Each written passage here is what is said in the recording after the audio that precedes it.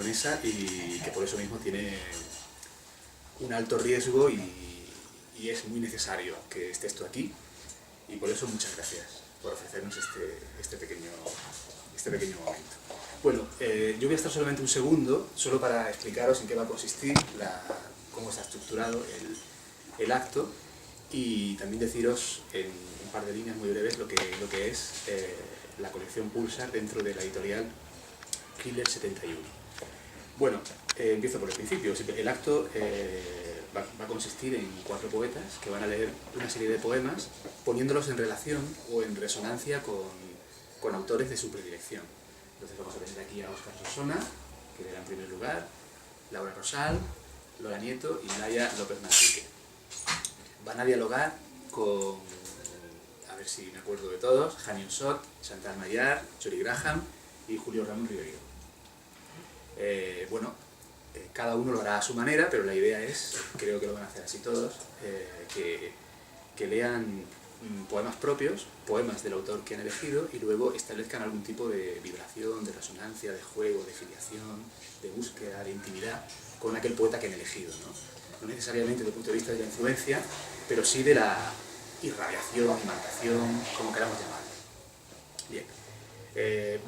Después de eso, y si hay algún tipo de comentarios, ruegos, preguntas, súplicas, torturas, quejas, regalos, que se asumirán muy gratamente, pasaremos a una segunda parte que será un pequeño juego. El juego lo presentará Óscar Solsona y, bueno, como lo va a presentar él, no vamos a adelantar nada. Bien, como acto auspiciado por una editorial, que Aníbal no está presente porque está en Brasil. Aníbal, ya mismo estás aquí. Sí, está grabando para que él lo vea y ya se subirá por internet. Bueno, por ahí también Aníbal. Vale. La colección Pulsar de Killer 71 se propone no solamente como una colección de poesía joven, contemporánea, sino también, Aníbal lo define muy bien en el prólogo del primer libro de la colección, el de Lola, como un espacio mental. ¿Qué significa un espacio mental? Significa una especie de lugar donde pensar entre todos qué significa la poesía, qué significa el hecho de ser joven o no, porque es una colección de poesía joven, y qué significa la contemporaneidad. Realmente la idea es poner en jaque este tipo de cuestiones tan arraigadas y que a veces asimilamos sin cuestionarlas.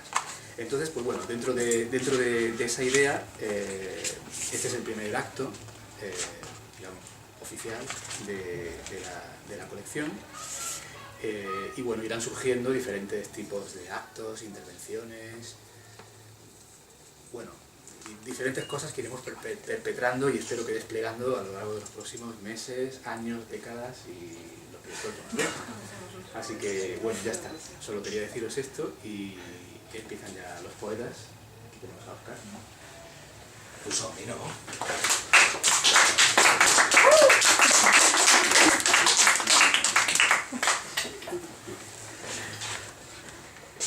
Clar, això de ficar a conviure un poeta amb un altre poeta, jo no m'ho crec d'inici, ¿vale? Aleshores li dono veracitat. Entonces, si no me lo creo, ya me va bien, ¿no? Aleshores he portat a una persona que no és poeta, el Julio Ramón. Jo no li conec, sí és veritat que tiene algunos poemas, pero es conocido por otras cosas, ¿vale? Pues he traído casi al azar una de esas otras cosas y veremos cómo efectivamente nos parecemos lo que un huevo a una castaña. Y aquí se trata de asumir mi condición de castaña. Entonces vamos a por ello. Sí, yo solo leeré uno de los textos de Ribeiro, y va a ser el primero porque me viene muy bien que sea el primero. Además, lo que dice lo suscribo. Dice: ¿cuántos libros, Dios mío? Y qué poco tiempo, y a veces qué pocas ganas de leerlos.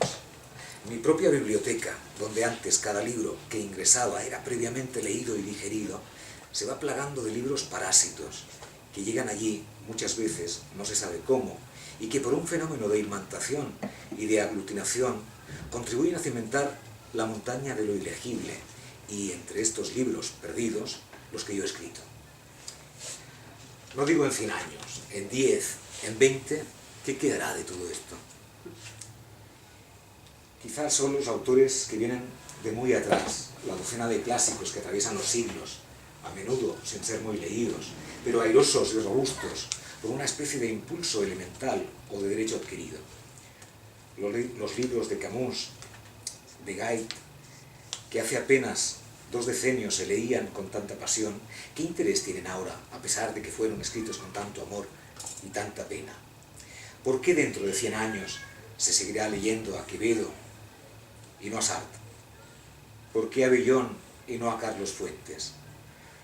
¿Qué cosa hay que poner en una obra para durar?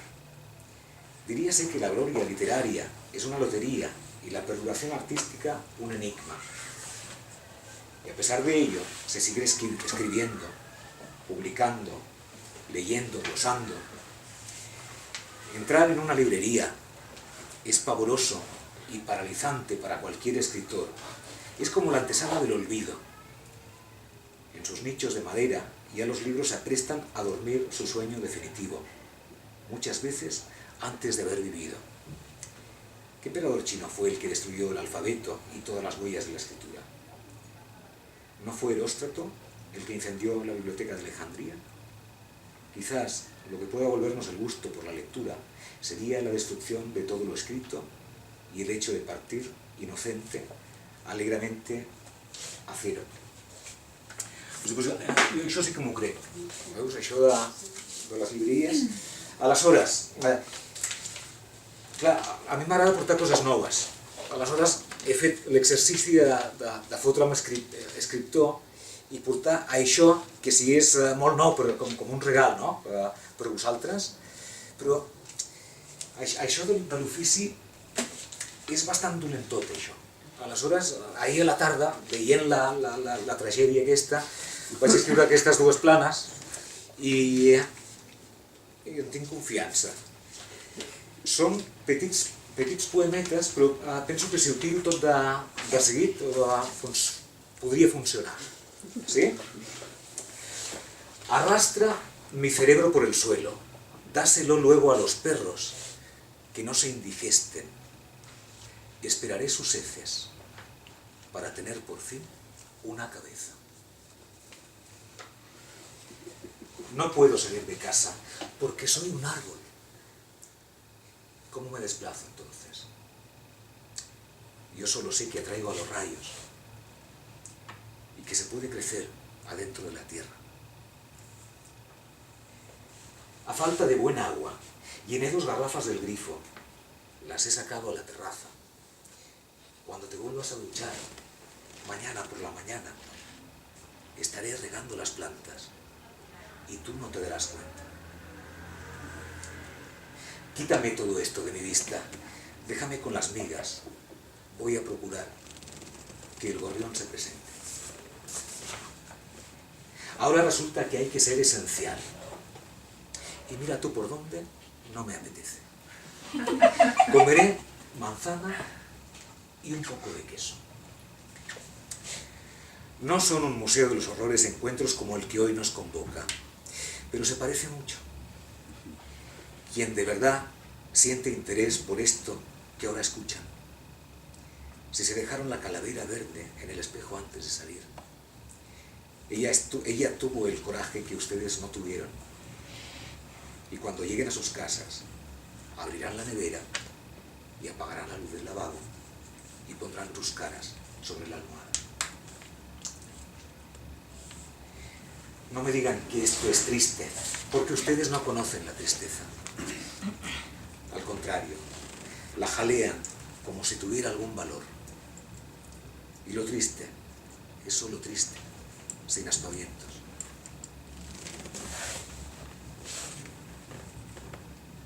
El final puede oler como tu perro muerto, aunque sea el primer verso.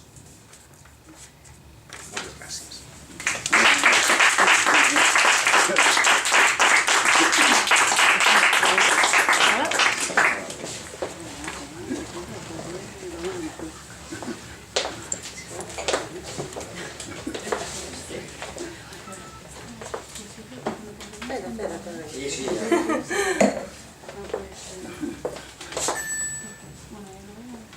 Bueno, yo soy Laura y para leer he elegido a Yori Graham como poeta porque, bueno, no sé, creo que siempre se está diciendo que las poetas, las mujeres somos como más viscerales y que hablamos más desde las entrañas y quería reivindicar un poco la parte cerebral de la poesía femenina. Por eso me debatía un poco entre Yori Graham y Birgitta Torsig y al final he elegido a Yori.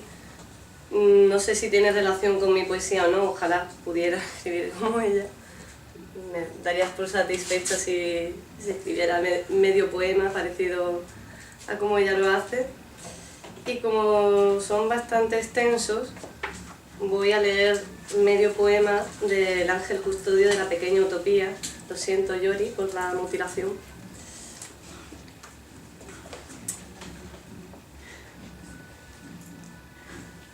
Estoy algo mareada aquí arriba reordenando las cosas. Pronto subirán, buscando un escenario para sus miedos, sus amores, una arquitectura para sus mórficas necesidades evolucionarias. ¿Qué buscarán si yo no les construyo un sitio? ¿Qué creerán haber perdido? ¿Para qué gritar? ¿Para qué las impacientes irritaciones amargas? Algo mareada desde las alturas de la eternidad, las incansables alturas del lugar creado, en el que hacer una vida, una libertad, en el lugar hueco, fetiche, lleno de astros, un poco elevada en sueño, un vórtice de evaporaciones, oh pequeño sueño, invisible ciudad, invisible colina, que yo levanto aquí en los pisos altos, abajo, donde estáis entretenidos, donde estáis pasando el tiempo, hay cristales y musgos en el aire, hay la sensación de que sois numerosos, bocas rendidas al aire, labios al protocolo y sueños de sentido, lenguas, goznes, forceps, chasqueando a la espera de, como si el instante, congelado en el fuego de las exactitudes, pudiese derretirse de nuevo a la vida, gracias al gozo, la rectitud, no, nunca, gracias a los esfuerzos enérgicos de obtener sinceridad.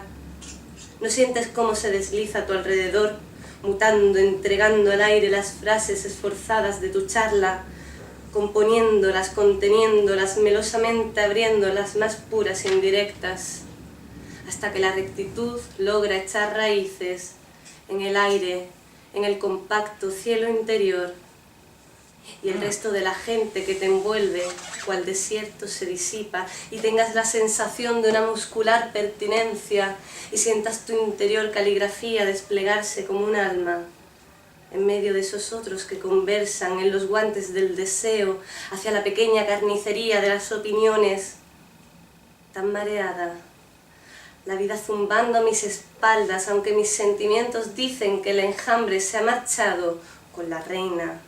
El continuo por debajo continúa atareado, ferviente en su conversación. ¿Debo acaso prepararme? ¿Debo colocar esto un poco más a la izquierda? ¿Debo mover la luz, el punto de vista? Las persianas están echadas, proyectando un resplandor rojizo, simulando la desaparición. ¿Logrará eso fijarlo? ¿Logrará traducir la intención, el avance enrejado y todos estos diminutos propósitos, estas parábolas, este mercado de apretadas verdades? Señor, déjeme que soy polvo arrugado, el montón ya está disperso. Déjeme que soy ti, por lo tanto, di filosofía y designa con ello la ventana. Miremos de nuevo hacia afuera. El cielo amarillo, con hojas negras que lo reordenan.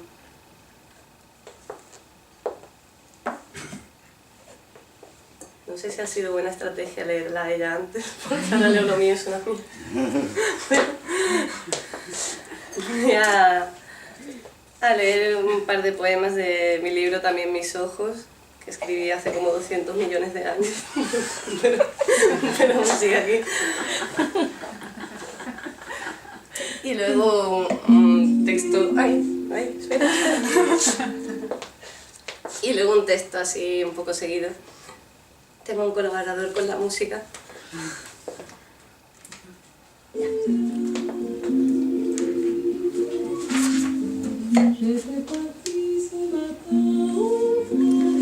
Creo que el mundo palpita algo definitivo. Esta vez corría sin palabras, corría con el miedo de la mano, corría sin ti, corría desnuda, corría en la madrugada de los ciegos, corría en la nieve infecunda, siempre en duermevela, siempre ebria de viento, incapaz de enterrar los dedos en el jardín, oteando gorriones que salen de tu frente en todas las direcciones, contemplando el cielo con la cabeza gacha, el lugar de la noche que ya no, que ya nunca, donde la gente se arquea rápida como agua y como azul porcelana. Es la hora donde cualquier luz desciende en espiral. Yo solo hablo de desiertos.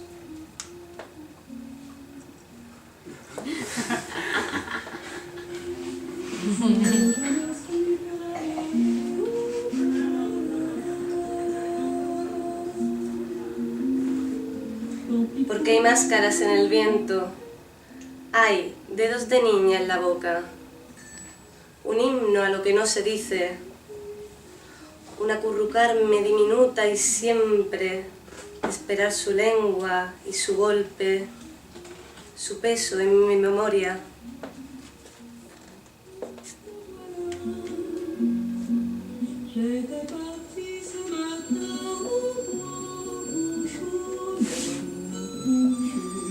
Atravieso la noche, devoro su niebla, como una aguja la atravieso, crepito desde el frío, atravieso la noche todas las noches, despierto, giro sobre mí misma, la noche, las horas que avanzan, y yo temo que avancen, que empujen, que lleguen, que hieran.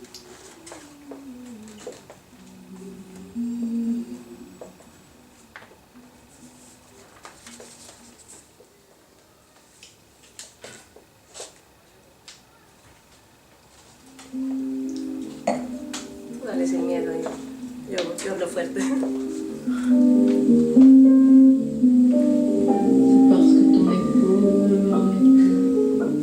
Somos las avispas que acorralan la infancia. En el abismo, al borde de la piscina, sorteamos escayolas cínicas, tremendos charcos inútiles. Revoloteamos como gorriones henchidos de veneno. Mordisqueamos atardecer o fontanela. ¿Has visto los huesos coloreando, plegar las sábanas al azar, exagerando? Toda esta escritura es desdecirse. Estrangulamiento de lo esdrújulo, prohibición de la belleza. Bandadas de adjetivos comprometidas con el perímetro de las penínsulas. Mientras me cepillo los dientes con las rayitas de sol. Cuando sepa cómo decir. La pelusa al final del calcetín, murallas de flores o de pausas acordonando el cerebro. Cuando sepa cómo decir. El intestino como muestra de la revolución, crisis de los otros, crisis mía, eutrapelia de conceptos. La belleza de los celos y viceversa. Si rasgar cuerdas probando melodías, si rasgar avenidas probando transeúntes. Cuando sepa cómo decir.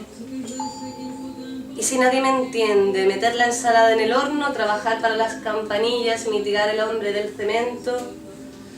Sé cómo cultivar paréntesis en Olimpia, o destrenzar los auriculares del cinismo, o remangar madrugadas a pasitos cortos. Y si nadie me entiende, el sueño se abre papirofléxico y febril, enrojeciendo mejillas. Gélidos flequillos se deshacen en mi hombro, saludan a la belleza como si por primera vez. Estrategias de la atmósfera. Yo sabré cómo hacerte dormir, sabré muchísimo más que las persianas. Estrategia del pianísimo. Conoceré los resortes del insomnio. Entre dientes, la lluvia azul de las medusas. Y los músculos de alcohol que se entrelazan. Y si nadie me entiende, argumentos del silencio, órganos de celofán, crucigramas de memoria, el estornudo del sueño, que es toda esta sucesión de caracteres susceptibles. Despertar cruel al descorchar, me acurruco en las mujeres que se mueven sonrosadas, somnolientas, que se mueven veloces e imperceptibles, epidermis de la parábola entre sábanas, por el dintel de tu sangre metafísica, despertar cruel del no entenderse.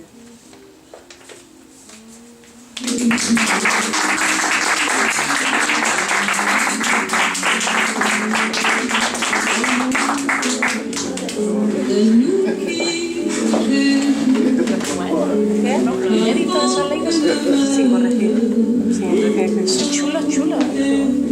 Chulos, chulos, chulos.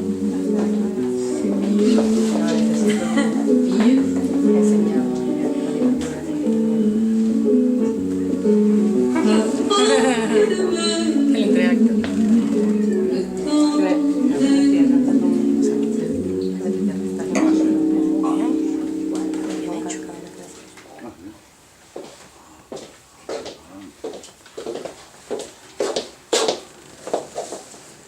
Bueno, buenas tardes a todos.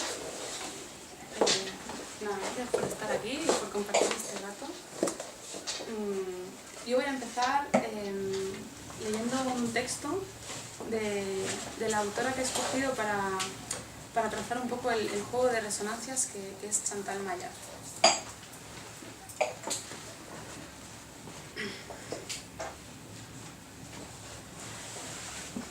Sobrevivir. A plazos cortos, plazos para sobrevivir, vivir sobre. Abajo la aterradora, ineludible condición, vivir a condición de sobrevivir, condicionada al sobre. Dentro, nada. Dentro llora infinitamente. En superficie entonces deslizarse, o ni siquiera eso, morar en el plazo, morar, demorarse, a pequeñas sacudidas, desplazarse, de plazo en plazo, levemente, tercamente, para sobrevivir. Sobrevivir, trazando marcos, templos, delimitando, haciendo templos, no para el orden, no para el augurio, sino para contemplar. Templos, cuadraturas del cielo, para la protección. Porque mientras contemplan mis ojos el cuaderno, el horizonte deja de imponerse. Y luego, de repente, invirtiendo la mirada del augur en vuelo, desde el cielo, trazando marcos en la tierra, en el mar, señalando caídas, adaptando pértigas entre el mundo y yo, fugaces territorios inaprensibles. Soy de viaje, trazo templos, contemplo, plazos en el espacio, recortes, plazos para la mirada, para que muere la mirada, para que se demore, para sobrevivir. Este texto forma parte de Usos, que a mí personalmente es el libro que más me gusta de Chantal Maillard, y creo que es el libro que más me gusta porque creo que es el más inclasificable suyo, el más híbrido, el que condensa una suma de escrituras muy distintas entre ellas. Entonces, Usos, además, es un libro también para mí especial porque es un diario de la conciencia. Yo os voy a hablar un poco de Chantal porque estoy haciendo la tesis sobre ella. Entonces lo vais a padecer, básicamente. Lo he decidido. El caso es que Usos es realmente un diario de la conciencia donde la escritura capta los movimientos de la mente, ¿no? Los movimientos mentales y también sentimentales, los pensamientos, las emociones. Y para ello hay una figura que es la figura del observador, que está presente en toda la obra de Maillard y que de alguna manera yo creo que es como lo que enhebra, ¿no? Tanto la poesía como los diarios como los ensayos, esa figura del observador, que no es más que una modalidad muy peculiar del sujeto. Y el observador en los primeros, sobre todo, diarios de Mayar, es una especie como de ojo neutro que lo que trata es de captar la realidad de forma objetiva.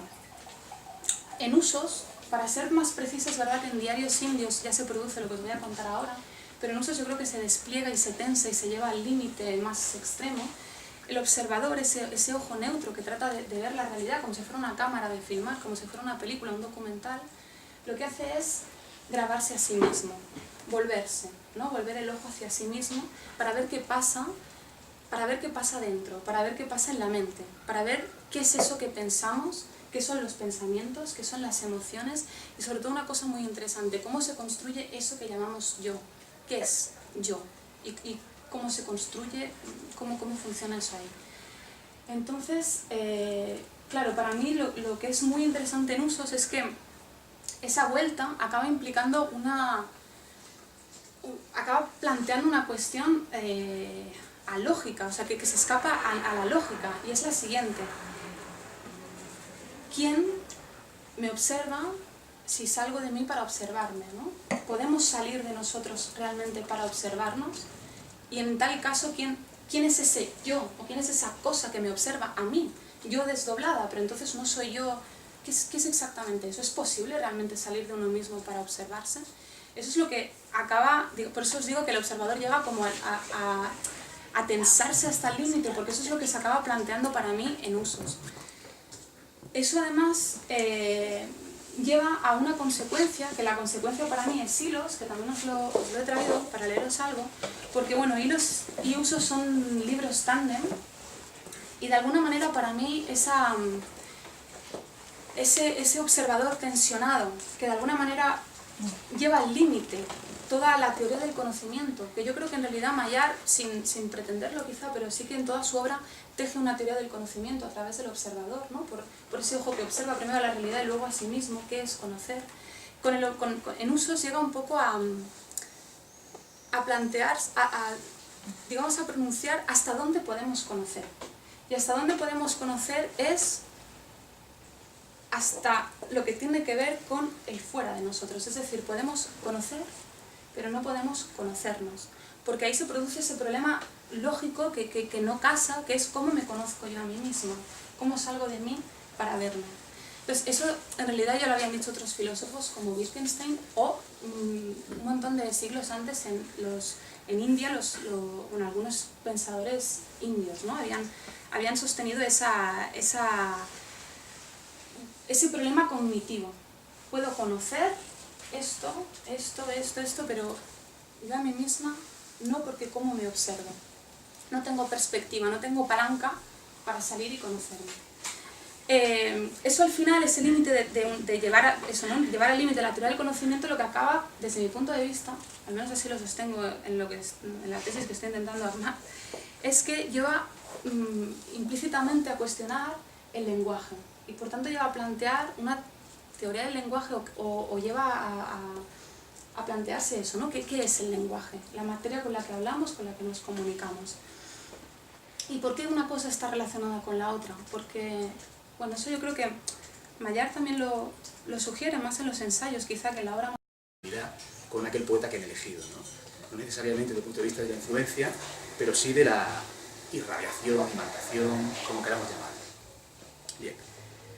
Bueno, después de eso, y si hay algún tipo de comentarios, ruegos, preguntas, súplicas, torturas, quejas, regalos, que se asumirán muy gratamente, pasaremos a una segunda parte que será un pequeño juego. El juego lo presentará Óscar Solsona y, bueno, como lo va a presentar él, no vamos a adelantar nada.